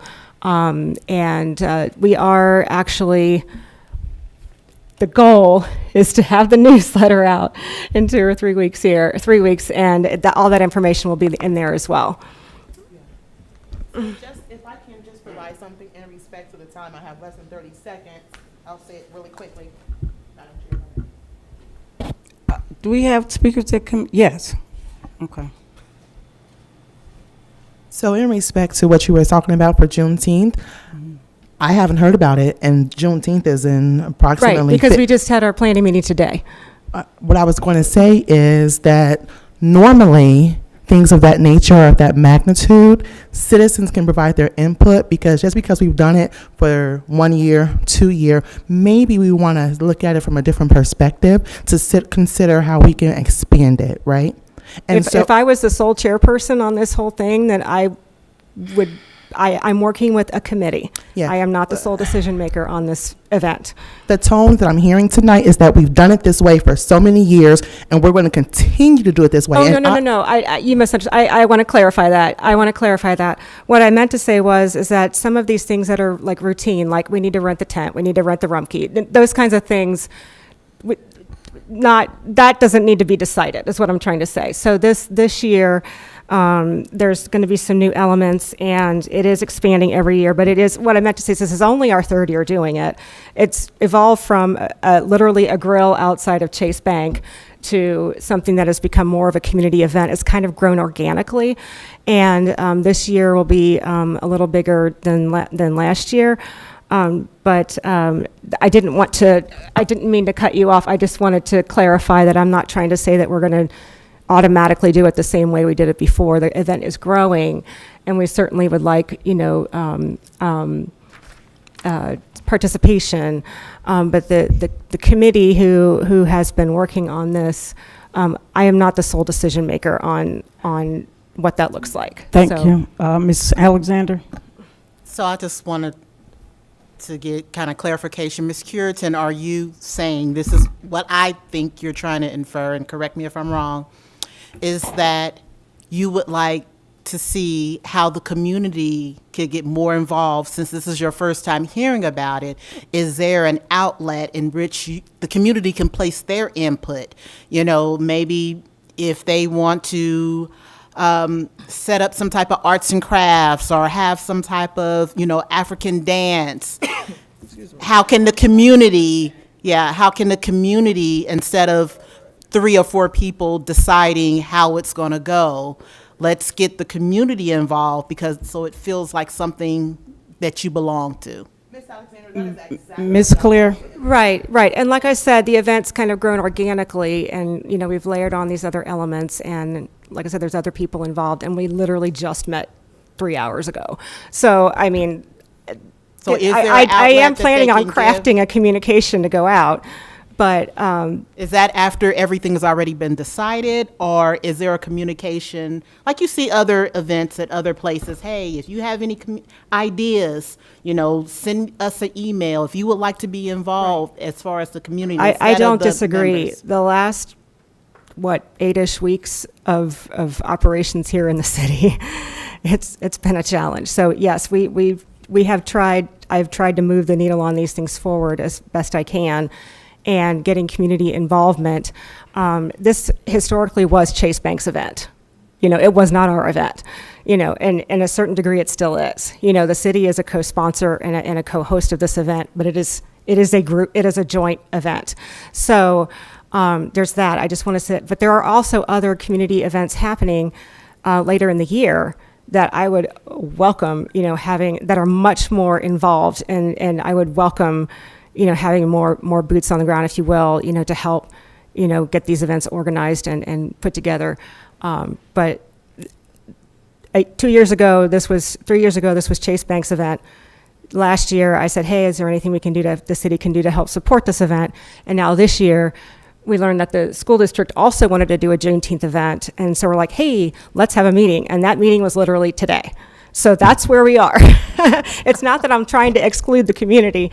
It's just that we've been treading water up to my nose, just everybody. And you know, this is not an exclusion type of situation. I just don't think it occurred to any of us. Thank you, Ms. Clear. So We got to start winding this down. The 30 minutes is coming. Ms. Dukestein? I have a question for your committee, but I walk to the podium. Okay. I do also. Just real quick, I just want to know, how can the community volunteer? How can the community volunteer? Yes, okay, that's a great question. So I'll try to find out who would be the best person to coordinate the volunteers, and find out if there is, what they would need assistance with, and how people can get in touch with them in order to volunteer. Okay. Thank you, Ms. Clear. Madam Chair, Ms. Zort? hopefully this is quick. I haven't heard via any official routes, I have heard only very unofficial routes, that there will not be a Memorial Day parade this year. Is that true? The city of North College Hill is not hosting a Memorial Day parade this year. We are working with Mount Healthy and also the West Neighborhood Association. There were literally, number one, again, for the last however many weeks, our city has been treading water, and I'm just going to put it that way, okay?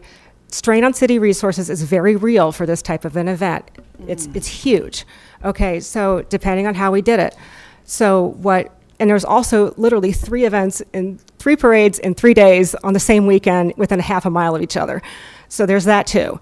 So the decision was made, that this year we would work with our nearby communities and participate in those parades. And that has actually been on the website for a while, but I can't remember if I put that out on Facebook yet or not. Again, I've got a lot of balls in the air right now. So I need to get that information out as well.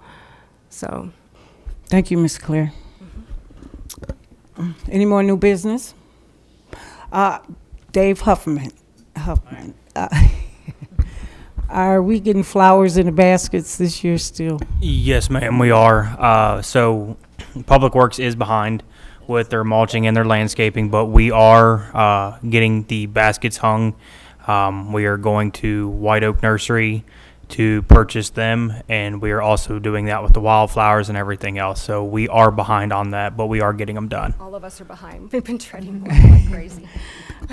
I just wanted to say you are doing an amazing job for the city. Thank you, I appreciate it. And kudos, Chief Cheney. Mr. Davis had brought up something about the speed meter deal. Then I found out it came out, and we talked about it in We Thrive, about 70% of the citizens doing what they're supposed to do. Yes, ma'am. I think generally in North College Hill, most of the people really want to do what they supposed to do. It's only really a handful of them, and those are the ones that we see. Those Yes, are the ma'am. ones You that got to we realize see that's on the news. And there's almost 10,000 cars just in the Hamilton Avenue corridor up and down through our town a day. Mm-hmm. So in a week, almost 70,000 cars. Probably majority are not our residents. right, So right. it's, a lot of outside residents. Okay. Now, what did you say was going next with the speed on Galbraith? It is right now it's at Bising and Hamilton. We will probably move it Friday. I'll have to get with Mr. Huffman, but my intention is probably to put it in one of the neighborhood streets, Savannah, Betts, one of the more heavily traveled cut-throughs, and see what we've got going on there. I mean, Okay. we've had a lot of serious accidents on both streets, so I would like to see what our speeds are there. Even though we have a lot of stop signs, it's still some pretty serious accidents happen. Right. And I forgot to mention this in the public safety meeting, but if I have a quick second, just want everybody to remember that this is National Police Week. All right. And everybody is up in D.C. Honoring the brave men and women who made the ultimate sacrifice last year. And unfortunately, Saturday, a Ohio police officer was killed Saturday night, and on Sunday a Columbus police officer was wounded. So please keep those families in your prayers because tough time. Thank you for that. And yes, we do need the data and things so we can fix these problems and start this traffic calming. Oh, and Ms. Nichols, when is the truck arriving, a fire truck? Do you know? You missed all that in safety. Oh. I believe she said June. Oh. I believe she said June. Oh, June. Okay. Well, thank you. The meeting will be adjourned. I'm 10 minutes over my meeting time, and it's adjourned at 7:36. Thank you.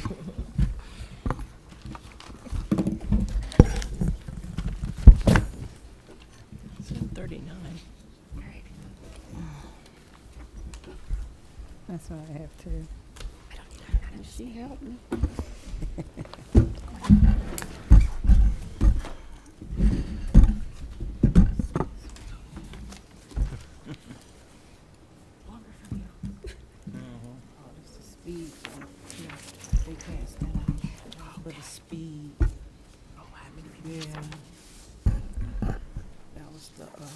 I was gonna try to print it. I was gonna try to print out the agenda for tonight because I sent it out so late today, and I apologize about that.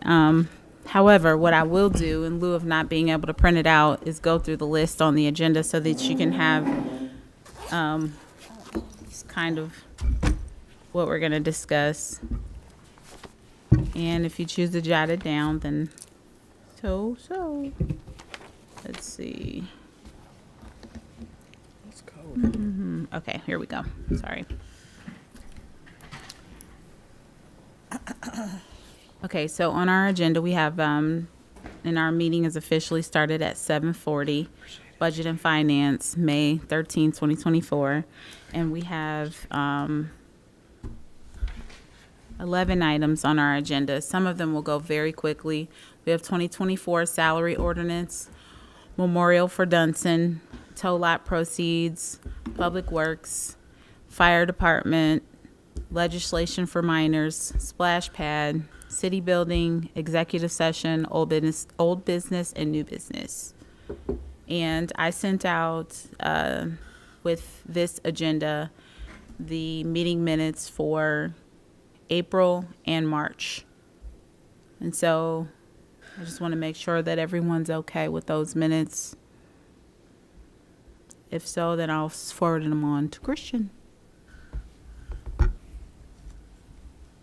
And then I'm sorry, the minutes for April in March. March and April. March 2024 and April 2024. We're in May. And before that, we already got January and February. So I also sent out the legislation I received from Bill Dieters regarding the tow lot, and we can go through that and talk about that. So to get started on our agenda, I'm going to adjust it just slightly. So our salary ordinance, we're still getting that from Mr. Dieters, Mayor and Janetta Anderson. They're still working to get that in completion. I just want to remind everyone that we understand that it's May. It's important that we get it right. We did not have a city administrator to help us complete that, and there we will back pay from January of 2024 as a result of it being delayed. And then the rest of the salary ordinance I will reserve for executive session. I just did not want to not take it off the agenda and not offer an update as to where we were since we are officially in May. The memorial for Dunson, I stopped by Springfield Township's police station early last week to talk to them about, I left a message for the police chief. I have not yet been able to reach them, and I'm just going to continue to try. At some point, I'm going to shift gears, but I would at least like to hear from him myself before I decide to stop. Where we are is we definitely want to memorialize his, where somewhere in North College Hill. What that looks like what I have started to do is have other conversations about what a memorial will look like, so that we're not taking so much time, so that once we hear back from Springfield Township, that we can kind of have something set to, do. If you guys have any ideas or anything that you want to incorporate, let's just start kind of generating that via email.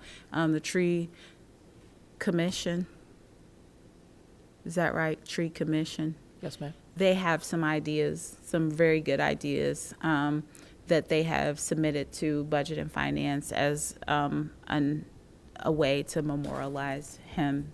And then we had talked about possibly memorializing the police officer. So that is something I will also be talking about. But I do want to remind everyone that the police officer already has something in Springfield Township. So, and the family specifically asked us to do something for Mr. Dunson. The police officer's family did not saying that I have any stake in the game one way or the other. We just have to kind of have those conversations. If you would like to give input, let's do that via email, and then we'll make progress there. And I'll continue to press with the police chief of Springfield Township. And actually, I might lean on you a little bit. If Madam you could. Chair, I actually was going to comment Yeah.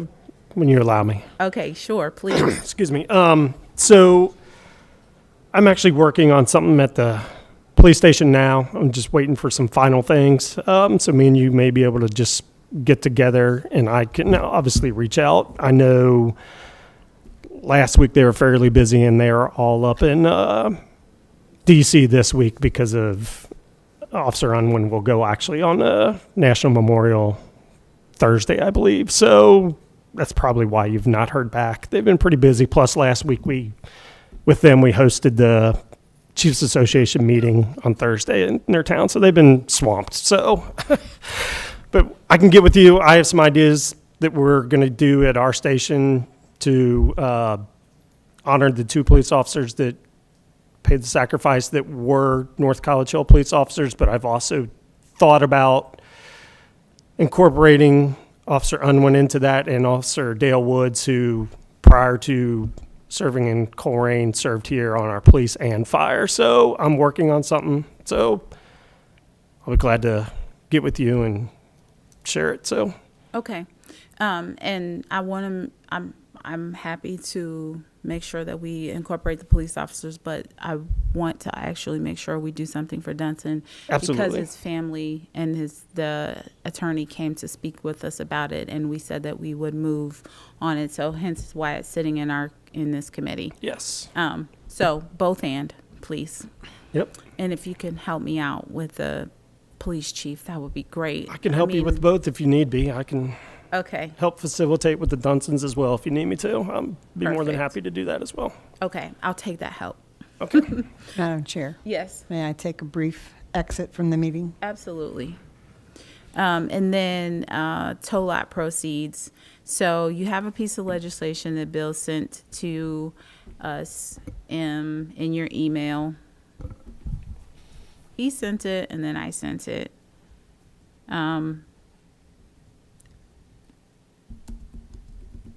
Any thoughts?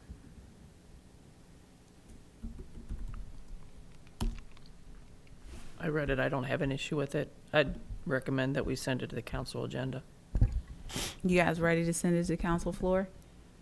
That's fine with me. Okay. Okay, we can do that. We don't have to delay it at all. Thank you, Easy enough. Madam Chair. Yes. I do have, because would somebody be able, Mr. Dieter said he would send that to me, and I have not received it. Would Oh, yeah, I can send it to somebody you. be able to send that? Because I do have some questions, and I talked to Mr. Dieters today on some stuff that we need to make sure that we are doing it properly. So for instance, last month we sold a couple cars. Two were already city-owned vehicles, police explorers that we had decommissioned, and we sold them. But then one was and I'm just going to use this as a reference for you guys, was a Jeep Cherokee that we were able to sell for $8,900 that was profit back. Now, my understanding is, and Mr. Dieter's understanding is because that vehicle was a forfeited vehicle to the police department, those funds by law may have to go into the forfeiture fund. So that's something we're working on. I kind of reached out to him today because I was concerned about it, because I don't want to, obviously, for the city to do something and then get in trouble later by having the funds in a place it should not be. He kind of agreed with me that it probably should be, but I'm going to reach out also to the prosecutor's office to get their clarification on it to make sure that we do the right thing. Okay, I will actually reloop with him before our next council meeting to make sure that that's on here, because those are like one sandwich, one and the same. Two different forfeiture account being different, but because it is connected to, you towed the car, I want to make sure that that is distinguished in this. Right, and that's what we have to. Yep. Okay, so in the interim, I will email you what he emails me. Thank you. In that, just so you're caught up, he said that he talked to Mr. Dieters today, and they collected $8,900 for a Jeep Cherokee. Cherokee sold that they had impounded, and that is the proceeds, and he believes that that money has to go to forfeitures, the proceeds from that. And so that's not actually spelled out in this legislation that we received about the tow lot. So I'll have to reloop with him to make sure that we have covered that in here, because they are kind of sandwiched together, even though the money goes two separate places. Thank you. Correct. So I'll hopefully have clarification for you this week. And if the state says it doesn't have to, then we could probably just proceed how it's written. Okay, perfect. And then next on our agenda is Public Works union negotiations. Now, I know you had said you wanted somebody to kind of represent, and I had not heard or, so what's going on, and have you guys began to have those conversations? Mayor, are you sitting in that conversation? Is Ms. Anderson sitting in that conversation? At this particular point, it looks like we both will. She is actually working on the numbers to get to the law director. I'm not on the emails if you guys have set up dates, but I did hear that some dates were thrown out. Is that true? So dates were thrown out about, don't hold me to it 100%, about 2 weeks ago, 2 to 2.5 weeks ago, in which we received a response from Mr. Bill Dieters that he had not received the numbers or obtained them, which in case then I went to Miss Anderson. Me and her had a meeting together to sit down and discuss the ranges.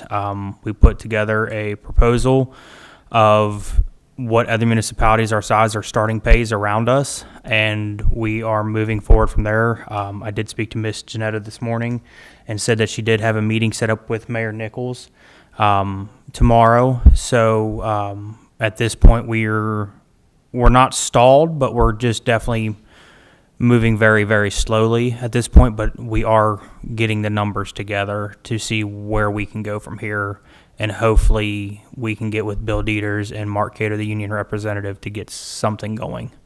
But yeah, as of this time, we have not officially had a meeting since the second week of March. And so, just for clarity, that's for 2020. The negotiations would be starting in 2025.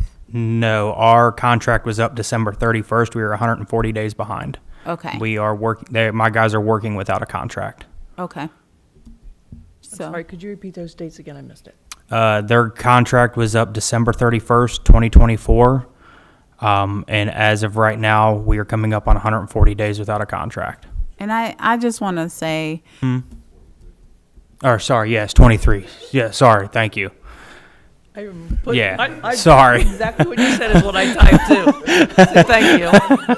Thank you. Yeah. and I just want to say, I know those numbers sound very far away from a goal that probably should have been met in January. However, we have had lots of turmoil, and we're trying to swim through some deep waters. Yes, so the public works guys do understand that. Thank they you are for- continuing to work very hard. I give them credit and my appreciation every day that they come in here and continue to do this job, taking on productivity, double the rate at what was previously, more and more jobs, more and more maintenance. I mean, they have really stepped up to the plate, and they've stood strong even during the turmoil that has taken place. So I do ask that be taken into account for my guys when it does come time for this. Well, and I'm not trying to be insensitive, but even in the secular world, I will have you know that it is traditional that that sometimes raises don't always come at the beginning of the year, and that it is delayed and pushed off. Yes. As late as June and July, unfortunately, because conversations and negotiations need to happen, and people want to land at the right place. Yes, it does take time. I have been part of 6 different collective bargaining negotiations and union contracts previously in my career, so I do understand that it takes time. My guys are understanding of that, and that's why they come in every day with a great attitude and continue to work hard. Is we understand that we have to get the numbers in order, we have to do what's best, and we have to see where we land at, and they are understanding that we can get it done, and we just need to give the patience to Miss Janetta to work her magic, and she knows that from me more than anybody, that I've come in and said thank you and appreciated her time and moving as she has with it, given what she came to deal with. Perfect. Okay, and then Chair. yes. Mr. Huffman, is there anything that you need from council at this time? At this time, no. Just waiting for Miss Anderson to get the numbers together, meet with Mayor Nichols, and then we can keep going after some dates with the other representatives that we need to. Good enough. I just want to make sure council wasn't holding up anything. Nope, you guys are good. Thank you. Thank you. And then the next on our agenda is our fire department, the memorandum of understanding and setting up a meeting. So this was touched on, I think, in every other committee, additionally to mine, because I talked to Chief Plackey today. So it's probably just a repeat. A memorandum of understanding is just kind of a soft contract to make sure that our fire truck has all the things that it's supposed to have. And they're setting up a meeting, as Ms.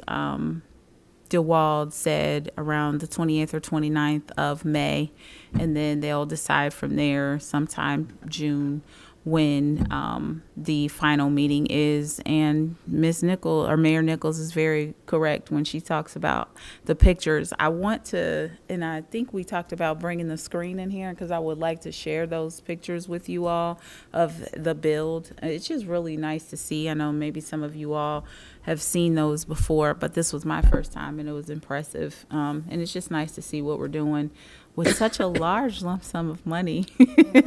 So, and then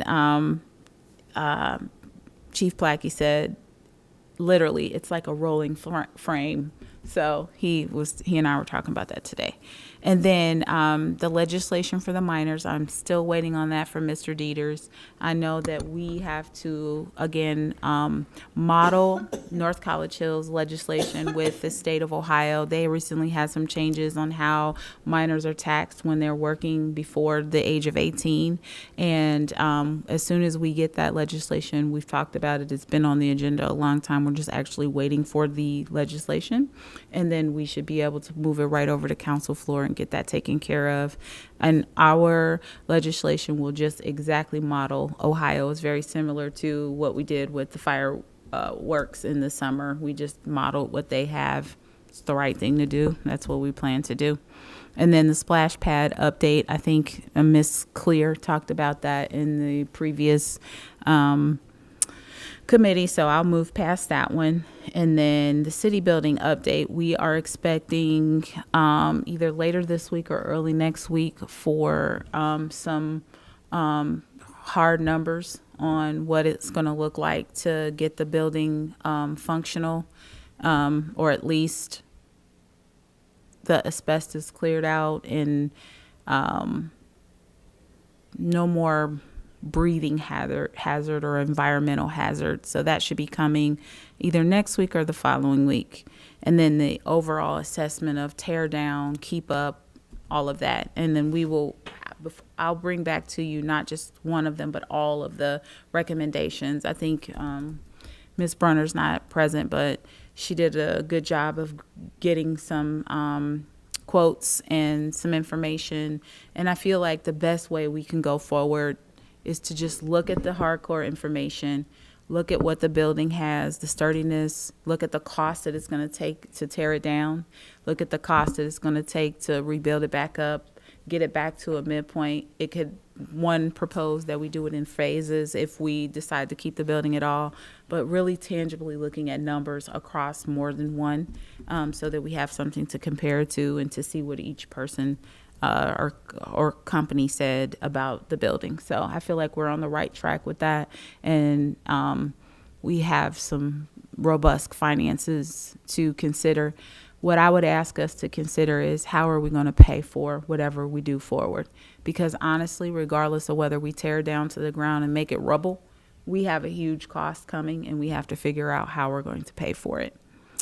And then that's it on the city update. If no one else has any questions, I would like to enter executive session based on the discussion of city employees and their pay. Madam Chair, real Yes. quick, just a update for Finance Committee. This kind of goes with the roof, unfortunately.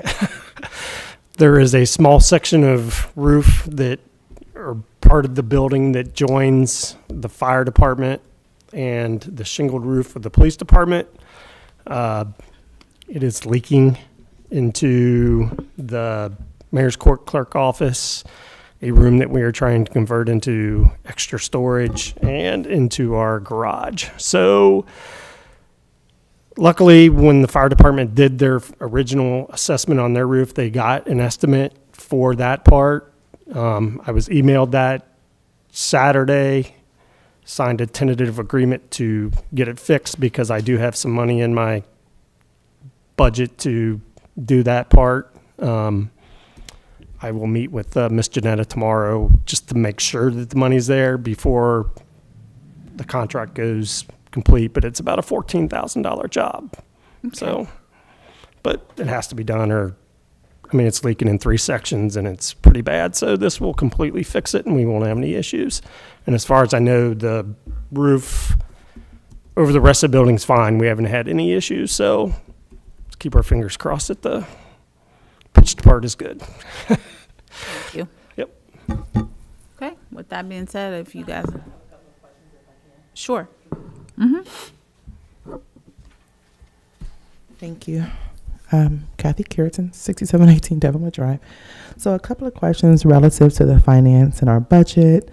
I hate to rehash things of the past, but I don't think that we've really adequately answered the question. So again, we know that former city manager Iki has a lucrative salary. I am concerned though. We have quite a few people out on paid administrative leave. We are paying Jennifer Iki, and now we have to create a brand new salary for a whole new city manager. How are we able to adequately ensure that, or have we actually set a salary for our new city manager? So I'll take that question. Our salaries for specific positions, Jennifer Iki, former city administrator Jennifer Iki's, that position is listed on our salary ordinance. Okay. And so she was yielded an amount per that salary ordinance. Her separation agreement is something separate. And then potentially we pay the position, not the person, which means that would be the range of any future city administrator coming into that position would be what is listed on that salary ordinance. From my understanding, we are paying her remainder of her salary, which would definitely be the equal amount of her severance package. I don't think the city went above and beyond in those numbers. So again, I'm wondering how we're able to effectively pay 3 administrative leave roles within our police and fire, former city manager, and then the salary for a new city manager. So we're paying 2 city managers, one in the severance or whatever you want to call it, and then a new role. So how is that being allocated and budgeted? You are correct. There is, we will be out of budget in that area. Okay, we're out of budget. And we have not determined what that salary will be. It will be discussed with the salary ordinance for the new city manager. And typically what we do is keep it the same. It just goes up based on just a percentage. Okay. And to speak to the police chief,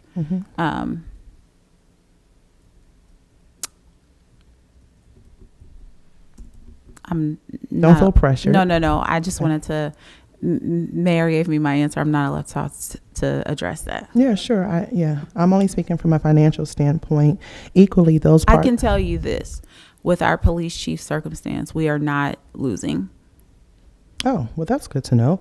I would hope that any of those extra lucrative benefits and bonuses, that those will be allocated to those who are actually doing the work for fire and for police and any other role for our city. And lastly, if we can determine, let me just 1 second here.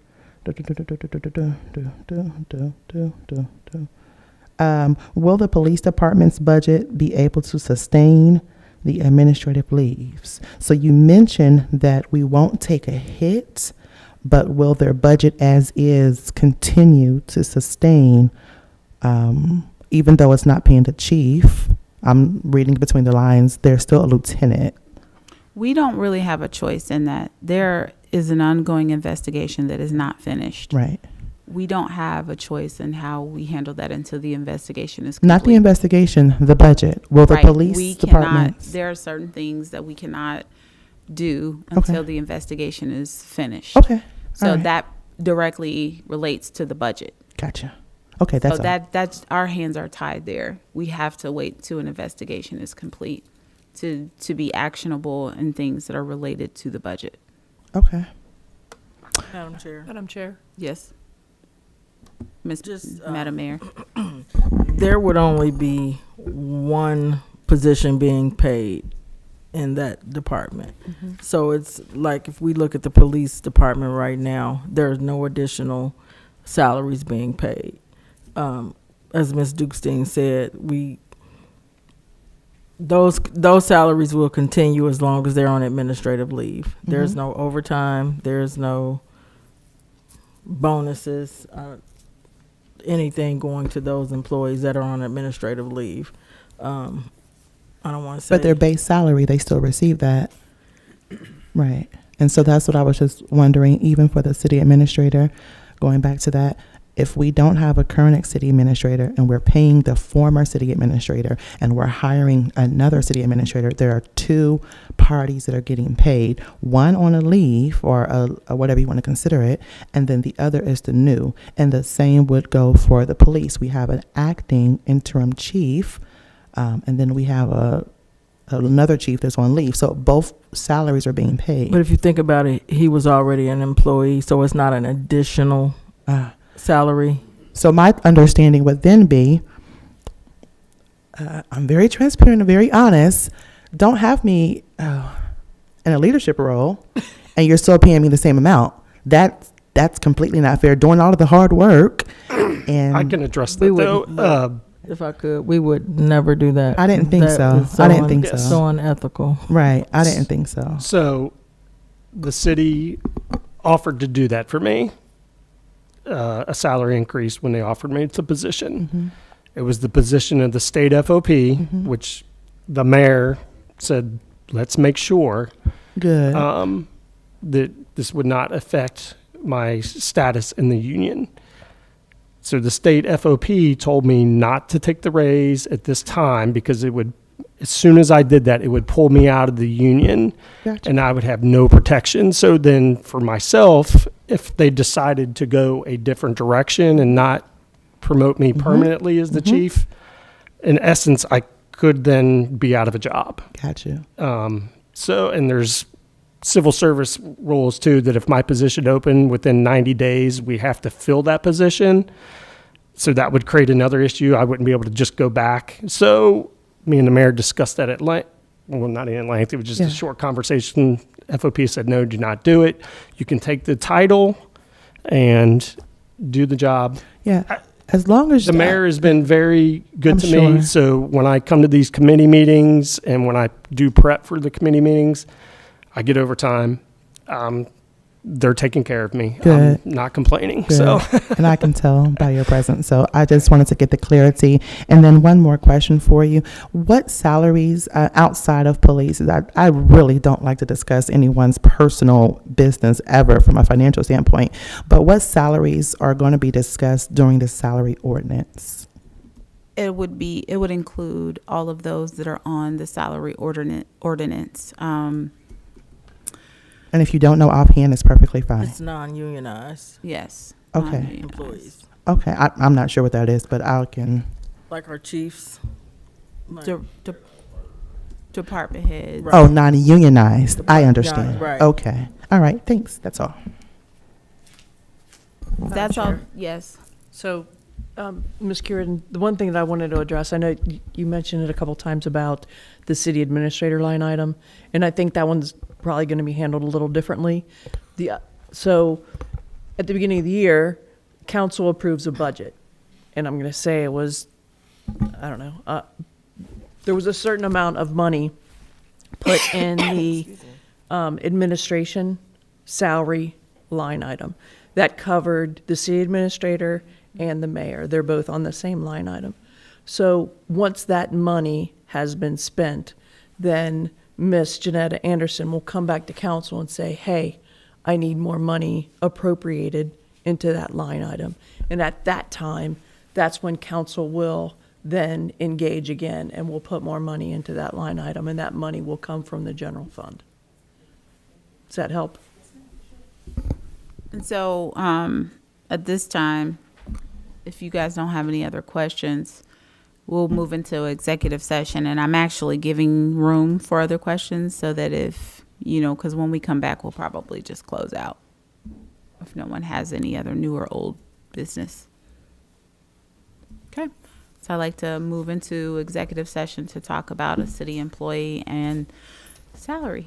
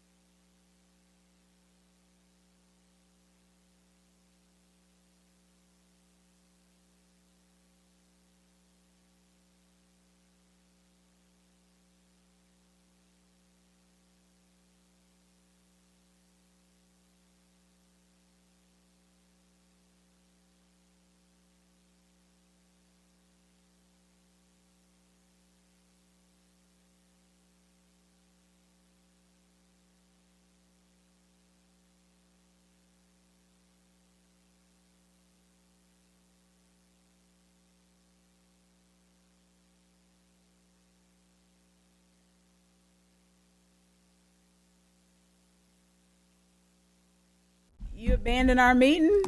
You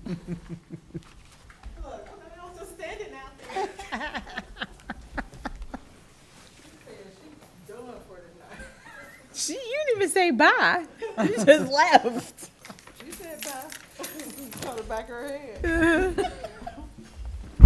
Okay, so we are back from executive session. It's 8:50, and I'd like to ask before we check out for the night, if anyone has any old business, they better not say anything. And does anyone have any new business? So I would like to adjourn at 8:51. That is all. Awesome. Thank you. Mashallah. You're dismissed. Thank you. Look, Look, I know where mine is. That's hers.